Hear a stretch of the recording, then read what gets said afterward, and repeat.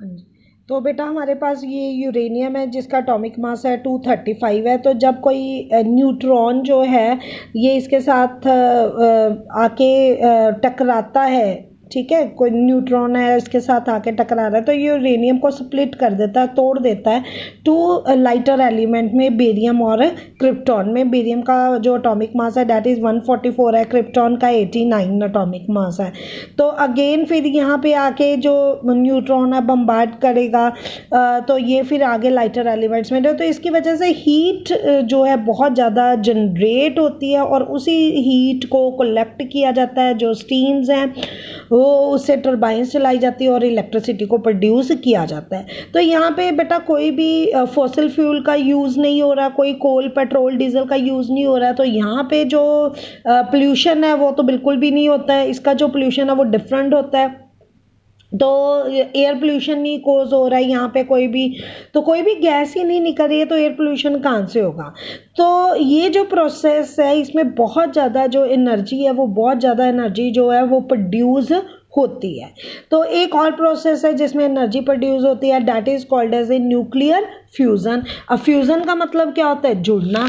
तो उसमें क्या होता है कि जो लाइटर एलिमेंट्स हैं जैसे हाइड्रोजन है, ये आपस में मीट करते हैं एंड दे फॉर्म में हीलियम, और ये क्या बना देते हैं, हीलियम बना देते हैं।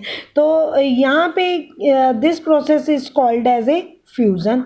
इसे हम क्या कह रहे हैं, फ्यूज़न कह रहे हैं। तो ये जो फ्यूज़न प्रोसेस है ये किस में हो रहा है, सन में हो रहा है। ये किस में चल रहा है, ये सन में चल रहा है। तो सन की जो एनर्जी है वो किसकी वजह से हो रही है, फ्यूज़न की वजह से हो रही है, ठीक है।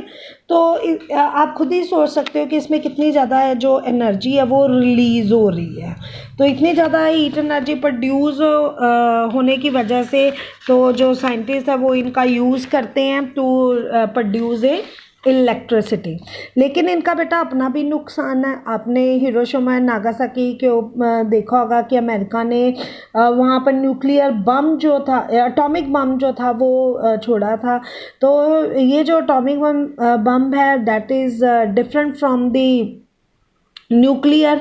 तो न्यूक्लियर में जो है वो फिशन हो रही है और एटॉमिक जो था उसके अंदर फ्यूज़न जो थी वो यूज़ हुई थी, और उसका जो है वो आज भी लोगों के अंदर जो जेनेटिक इफ़ेक्ट है वो देखा जा रहा है, क्योंकि इसने जो था बहुत ही ज़्यादा वहाँ पे बुरा प्रभाव जो था वो अपना छोड़ा था, ठीक है। तो अब ये तो बेटा हमारे थे conventional and non conventional sources of energy. अब इनका इन्वायरमेंट के ऊपर क्या इफ़ेक्ट पड़ता है। तो इन सोर्सेज़ को यूज़ करने पे बहुत ज़्यादा हमारा जो इन्वायरमेंट है वो इफ़ेक्ट हो रहा है, पोल्यूशन भी क्रिएट हो रहा है। तो ये इसके बहुत सारे जो हैं वो कॉन्सिक्वेंस जो है वो प्रेजेंट है।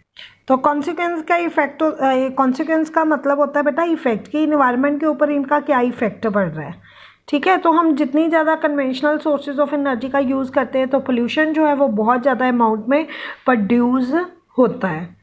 तो इसके ये जो है इन्वायरमेंट को इफ़ेक्ट ना करे, तो साइंटिस्ट जो है वो इसी सर्च में लगे रहते हैं कि वो ऐसे फ्यूल को प्रोड्यूस कर सके जो कि इन्वायरमेंट को, ह्यूमन बीइंग को जो है वो ज़्यादातर इफ़ेक्ट ना कर पाए। तो इसके लिए जो ह्यूमन बीइंग है उनको भी चाहिए कि वो ज़्यादा से ज़्यादा जो है वो रिन्यूएबल सोर्सेज एनर्जी का यूज़ करें, यानी कि सोलर एनर्जी जो है उसका यूज़ करें, जियोथर्मल एनर्जी है। तो अगर इन एनर्जीज़ का ज़्यादा यूज़ किया जा सकता है तो हम काफ़ी हद तक जो हमारे पास कन्वेंशनल सोर्सेज ऑफ एनर्जी उनके प्रोडक्शन को हम रिड्यूस कर सकते हैं। I hope you understand the whole chapter. Thank you बेटा।